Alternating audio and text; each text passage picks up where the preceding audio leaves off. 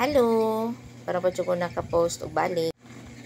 So, share ko lang mga may karong gabi una, duha ka friends na akong na chat. So, among chat is all about life or sa mga panghitabo everyday.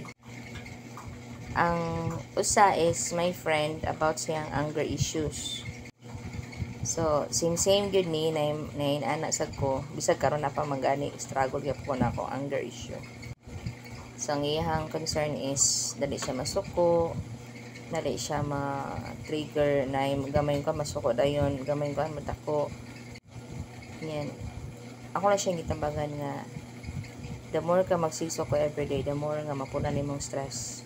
So, better na lang to focus to make sure na di mapunan ng stress.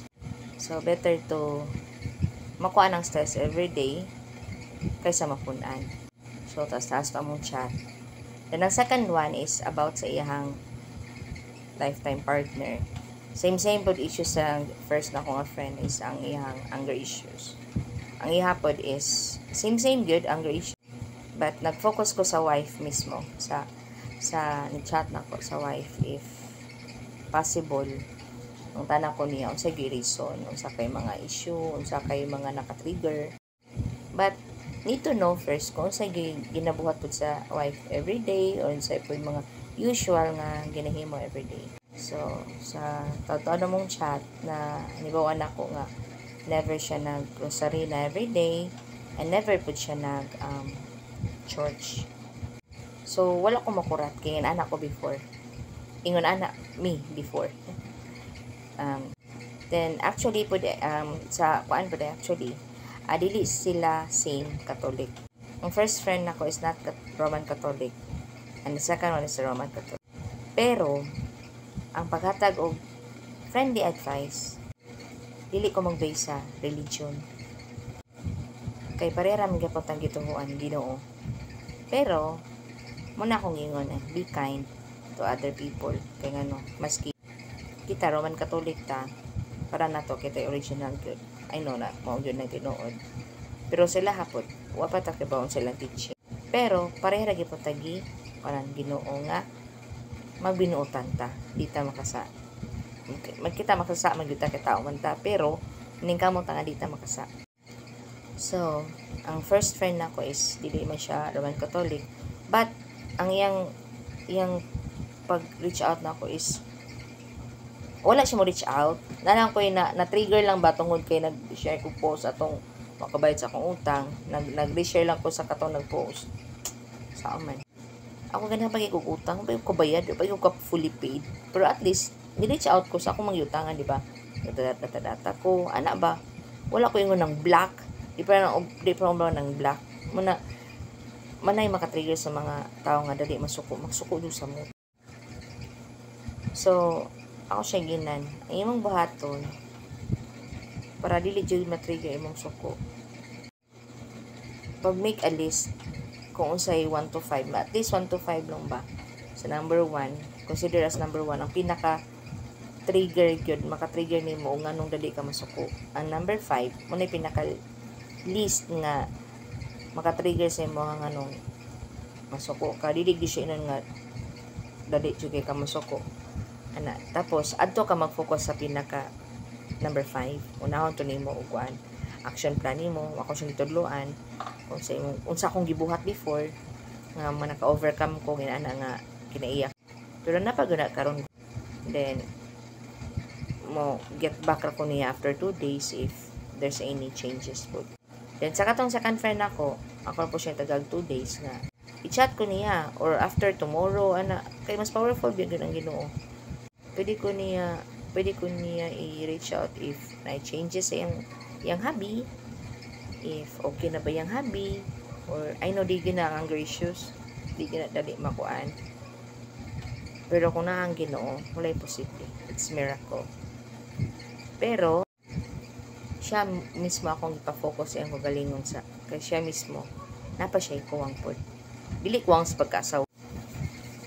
Makita na ko siyang tinatanbutan siya kuha na siya og kanang guide para mag-mold atong kagalingon para mabalik sa Ginoo, which is mo na inana ko sa una. Di nalay mga community, nalay mga tao nga nakatudlo sa pag step by step. So I would like to share po sa uban. Kaning second friend nako, ni-reach out ni siya nako last 3 days ago. Karon po ko naka-reply yun. Pero at least nakahatag ko niyang time karon before ko natog kay namit ko mo ko dali nagkuan ko sa bulingon po para labaw. At least nakakuan ko niya, naka-help ko niya gamay mati sa iyang una. Basin dahil stepping stone na niya para magbago and makahelp po siyang bana para magbago para di na sila stress. Kaya everyday masuko ngayong bana. So everyday siya stress, luwi po siya. Nakalimutan ko ask na siya mga anak, luwi po diya mga anak kung sa gan, diba? So ato lesson learn na nako, ako na i-wrap up tanan.